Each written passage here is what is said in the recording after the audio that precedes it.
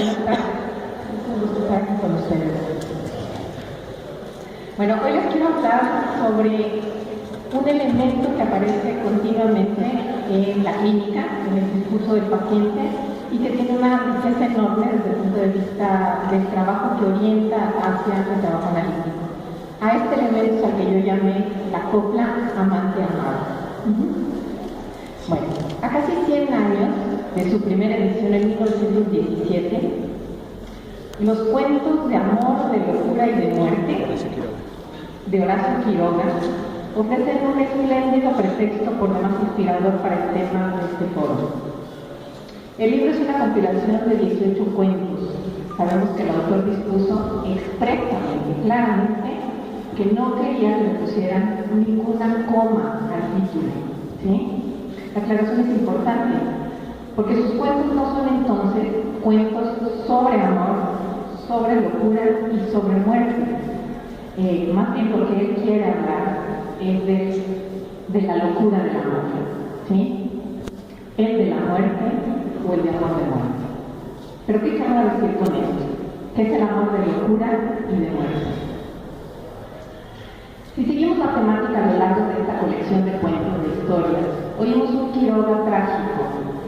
Los amores de locura están plagados de personajes atrapados por el exceso, por el destino, por lo irreparable. Amores todos a destiempo, arrojados a la añoranza de un pasado o al anhelo de un futuro. Amores siempre fallidos. Dolor que acompaña una vida, marcas insuperables negadas por el abandono o por la pérdida. Contingencias inesperadas que arrojan a que las viven al desamparo, a la muerte de una vida sin sentido o hacia un destino simplemente al que no pueden eludir, aunque intenten todo el tiempo. En algunos otros de estos cuentos vemos personajes sometidos al poder de sus propios impulsos excesivos, impulsos incontrolables, incontenibles. En su cuento, La gallina degollada, escribe: y si hay algo a que el hombre se siente arrastrado con cruel fruición, es cuando ya se comenzó a humillar del todo a una persona. Esta es una expresión afortunada de una subjetividad que se juega siempre en el verbo, en el actual. Estos amores de locura parecen girar alrededor de la ejecución del acto. En estos cuentos vemos al devorador voraz que termina siendo devorado y convertido en un cadáver. Vemos al robado que vence robando. Vemos a los sujetos ignorados que ignoran la subjetividad. Quiroga nos deleita también con esa multiplicidad de posibilidades: amor, pasión, obsesión, entre padres e hijos, entre la pareja, hacia la comida, hacia las drogas, hacia algún objeto, algún rasgo apenas del otro o quizás solo una idea. Amo, pues, una sombra. Eso es lo que nos dice el enamorado Carlos Durán en uno de los cuentos que se llama La meningitis y sus sombras. ¿Será que el autor nos sumerge en las posibilidades múltiples, en las caras del amor? Difícilmente podríamos definir el amor como se manifiesta en estos relatos. Nos recuerda más a la obsesión de Narciso, capturado en una imagen, precedida de muerte, subyugada a la materialidad de apenas una superficie reflejante. Sin embargo, en la lectura de estos cuentos, reconocemos al hombre, a todos los hombres, atravesados siempre por sus necesidades o por sus deseos, y la mirada consecuencia al objeto que dirigen sus deseos, a qué persona o qué objeto. Ahí, justo ahí, se reconoce y se dibuja al hombre como un ser de encuentro a modo de verbo, yo lo llamaría. De ahí el título de esta exposición, La copla amante-amado.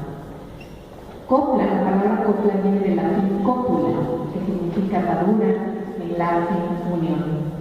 Su definición es la de dos personas o cosas entre las cuales hay una correlación.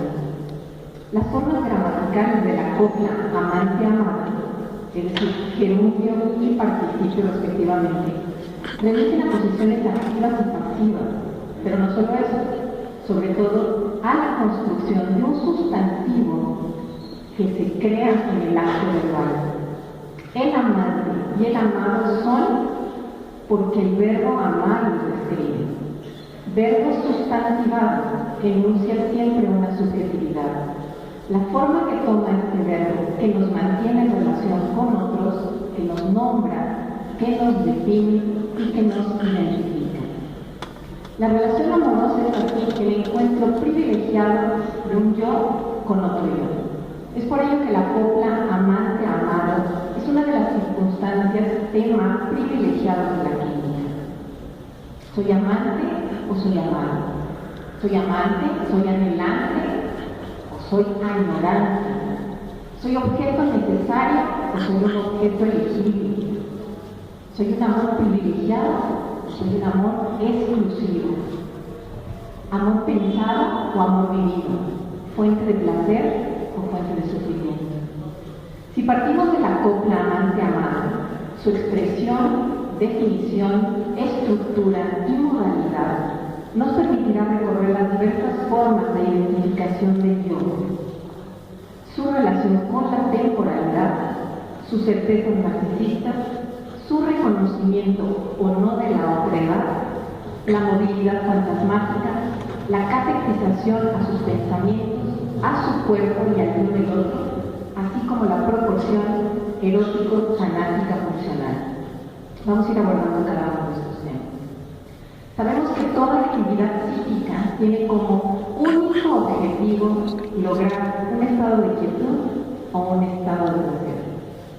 Estos dos fines aparecen siempre contradictorios y sin embargo operan conjuntamente a lo largo de toda la vida. Una vez que el bebé nace, se encuentra expuesto a muchos estímulos, algunos externos, otros internos, estímulos que son fuentes de excitación, de tensión y frente a los cuales el bebé lo único que puede hacer es utilizar sus recursos rudimentarios. Llorará, se mostrará inquieto, gritará. Intentos fallidos de deshacerse del malestar y, por supuesto, respuestas insuficientes para calmar el hambre. Sin saberlo, el bebé se enfrenta a la indefensión. Es incapaz de subsistir sin la presencia de una auxiliadora ajena, las más de las veces la mamá. Será ella quien le ofrecerá el pecho para calmar el hambre. Será ella quien saciará su necesidad y generará un estado o vivencia de bienestar al aliviar el hambre y el displacer. Mamá calma el malestar y así lo que hace es silenciar momentáneamente al cuerpo. Pero al mismo tiempo que quita el hambre y que trae al niño, mediante este silenciamiento de la urgencia corporal, provoca una nueva estimulación en el encuentro, en los labios, en la lengua, en la piel. Una vez provocadas estas partes del cuerpo, una vez estimuladas, serán erogenizadas. Es así como de manera inaugural será un mismo y único objeto el que se ofrece a la vez como causa de la desaparición de la necesidad y al mismo tiempo fuente del placer erógeno sensorial. Ese único objeto satisface a la vez una función que es la tanática, la que busca silenciar, busca la exclusión y el silencio del cuerpo. Y por el otro lado, ese mismo objeto satisface también a la otra función, la función erótica, que lo que busca es el placer erógeno mediante la estimulación. Este objeto ofrecido se convertirá en el objeto elegido, es decir, nunca elegimos, se nos impone. Registro de una representación a la cual busca Eros para satisfacer la necesidad de placer. Objeto privilegiado, causa y garante de placer. No se querrá perder. Su posible ausencia amenaza con dolor. Amenaza doble porque no va a estar ahí ni para calmar el hambre y además no va a provocar placer. Y será esta cualidad amenazante del objeto, es decir, la amenaza de su ausencia, la que lo convertirá en el objeto soporte del deseo de destrucción por parte de Tánatos. Objeto al que hay que silenciar, hay que rechazar y hay que descatequizar.